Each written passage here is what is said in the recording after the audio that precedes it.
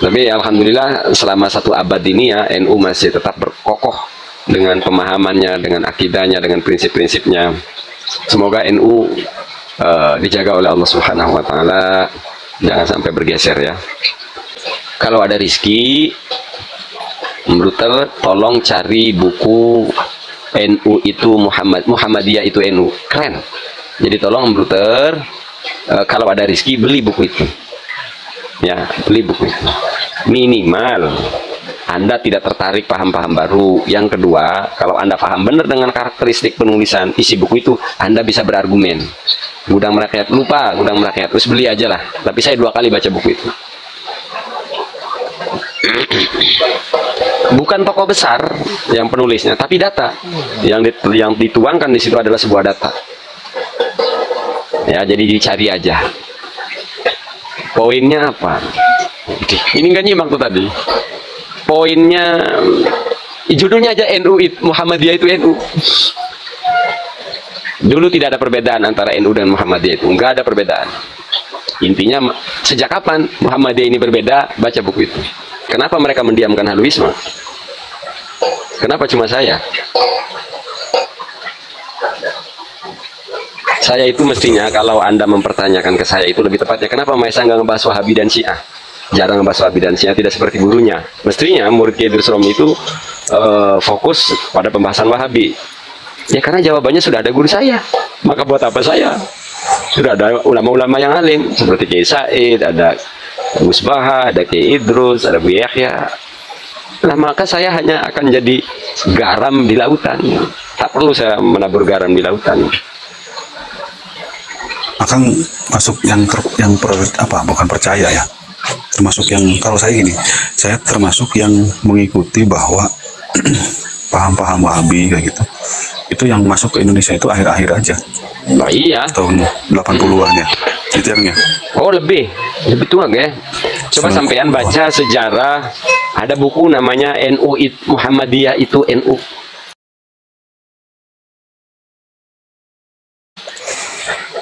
Nah, NU Muhammadiyah, maaf. Muhammadiyah berdiri 1912.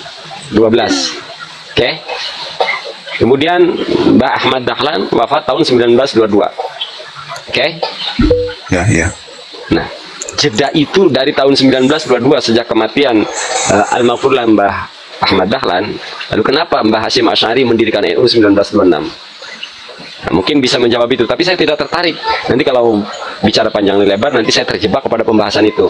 Saya fokus kepada pembahasan Haluisme, karena Haluisme ini hampir tidak dibahas oleh orang. Kemudian yang kedua, saya paling menekuni keilmuannya di situ gitu. Sehingga untuk berbicara sejarah, saya pas-pasan. Untuk berbicara fikih, saya pas-pasan. Nah, karena saya tahu diri itulah, maka saya tidak membicarakan itu. Tapi saya sepakat sih, saya juga pernah sama guru saya minta diruqyah, dimarahin saya. Oh iyalah. Ada 2 golongan yang konsisten berkaitan ruqyah azimat. Satu konsisten adalah kelompok NU. NU itu konsisten menerima ruqyah dan menerima azimat. Malam yakun fihi masyirkun. Selama 2 hal ini tidak tercampuri unsur-unsur syirik, baik secara pelafadan ataupun secara keyakinan yang disandarkan kepada 2 hal ini. Satu lagi ada yang konsisten, kelompok Persis. Persis menolak azimat, menolak ruqyah. Karena konteksnya sama-sama khawatir terjerumus kepada kesyirikan.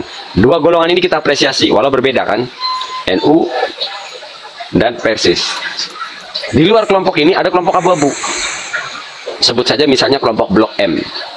Tahu kan kelompok Blok M? Apa tuh? Oke, paham ya, Blok M ya. Blok M ini nih yang abu-abu nih, tidak konsisten.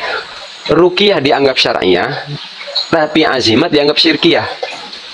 Padahal dari semua aspek kedudukannya sama.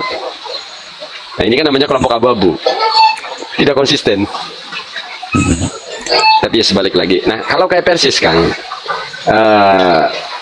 Persis itu kan saya tidak mengambil pemahaman seperti di Persis ya. Tapi kita menghormati loh sama saudara-saudara di Persis. Artinya perbedaan itu konteksnya satu ilmiah, yang kedua konteksnya konsistensi. Daripada kelompok Persis terjerumus anggotanya yang awam kepada kesyirikan, mending tolak dua-duanya. Kan gak masalah, kita itu konsisten kan gitu. Konsisten gitu loh. Nah NU, begitupun NU. azimat dipakai, ruqyah dipakai, malam yakun fihi masyirkun, selama dua hal ini tidak mengandung, tidak tercampur unsur syirik, boleh pakai. Yang lucu itu orang Blok M, wah azimat syirik, azimat syirik, azimat syirik, ruqyah syar'iyah. Yo boy. Kalau akan pemahaman terkait ini pernah dengar nggak?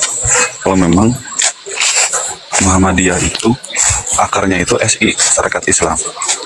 Oh nggak tahu, saya tadi belum nyebutin Muhammadiyah ya, sampean itu yang nyebutin Muhammadiyah. Saya nyebutnya orang Blok M, saya nyebutnya orang Blok M ya. Kan tadi kan Ahmad Dahlan itu meninggal, kemudian ada bikin Muhammad NU kan gitu ya. Tapi memang akarnya Kiai Haji Ahmad Dahlan juga nyambung ke pasaman Hudi gitu kan. Terus gini aja, buka saja buku Muhammadiyah itu NU, semuanya terbongkar di situ. Nah kerennya buku itu sampai detik ini tidak ada yang membantah. Kerennya, ya itulah kebenaran mutlak, itulah ilmiah tuh begitu. Jadi sejarah di dalam, karena kan belum lama ya, membongkar sejarahnya ini kan belum lama. Artinya beda dengan sejarah Syekh Abdul Qadir Jalani, menganalisanya sulit kan. Versi Sunni, versi Syiah, wis mubeng itu. Banyaknya. Nah kalau kemunculan Muhammadiyah dan NU kan belum lama, melacaknya kita tidak terlalu kesulitan. Gitu. Bahkan saksinya pun sebagian masih ada itu. Baik, menarik nih buku itu. Saya pamit dulu ya, nanti saya coba baca bukunya. Pokoknya keren kan? Bukunya baru dengar saya judulnya. Sudah lama buku itu. Cuma ya mungkin karena marketingnya kurang baik. Itu keren. Saya sampai salut membaca buku itu. Karena benar-benar sekakmat itu. Benar-benar sekakmat. Makanya kenapa mohon maaf saudara-saudara kita di Muhammadiyah tidak pernah mengeluarkan buku bantahannya. Karena ya dengan apa membantah buku itu? Bahwa Mbak Ahmad Dahlan sholat subuhnya kunutan. Gitu. Bahwa Mbak Ahmad Dahlan tarawihnya 20 rakaat. Maka jawabannya ada di setelah kematian Mbah Ahmad Dahlan 1922 sampai kemunculannya NU 1926. Saya kira kayaknya kalau tidak ada pemahaman luar yang masuk ke Indonesia, saya kira mungkin Mbak Hashim kayaknya nggak bikin ormas itu. Kan Mbak? Kira-kira pokoknya baca bukunya keren sampai grup saya membaca buku yang saya anggap terbaik dua, Wahabi Gagal Paham, buku tulisannya Kidrus Romli, dan buku itu NU itu Muhammadiyah. Keren. Penulisnya siapa tuh Kang? Lupa, saya baca itu tahun 2018 lama. Baik, makasih Kang Maesa. Aku pamit dulu ya. Assalamualaikum. Waalaikumsalam warahmatullahi wabarakatuh. Buat membruter, saya tahu membruter ini orang yang pas-pasan ekonominya atau bisa disebut benar-benar tidak punya duit. Kalau ada rezeki, membruter, tolong cari buku NU itu Muhammadiyah itu NU, keren. Jadi tolong membruter, kalau ada rezeki beli buku itu, ya beli buku itu. Minimal Anda tidak tertarik paham-paham baru. Yang kedua, kalau Anda paham benar dengan karakteristik penulisan isi buku itu, Anda bisa berargumen. Gudang Merakyat, lupa Gudang Merakyat, terus beli aja lah. Tapi saya 2 kali baca buku itu.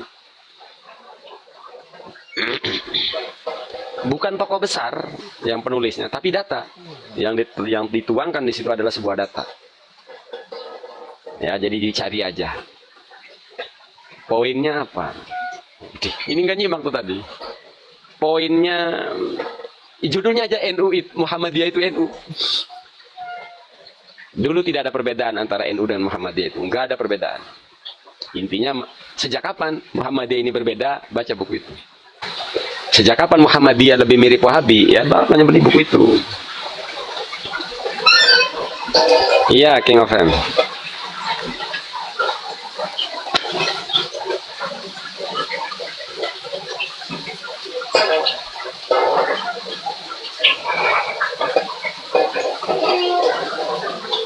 Jadi pergeserannya luar biasa itu dari 1912 terjadi pergeseran itu 12 tahun setelahnya itu udah. Ya bukan tidak mungkin NU pun nanti ke depan akan oleng juga.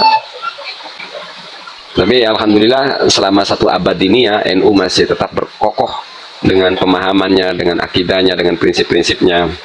Semoga NU dijaga oleh Allah Subhanahu wa taala, jangan sampai bergeser ya.